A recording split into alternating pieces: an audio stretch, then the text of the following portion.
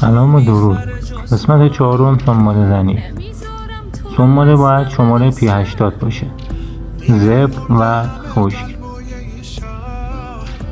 اینجا باید بزنید توی آب تا جایی که جا داره باید سنباده بزنید تا یه سطح صاف و نرم بهمون تحویل بده، یعنی تا موقعی که پاره نشدی دست از این کار بر نمیداری.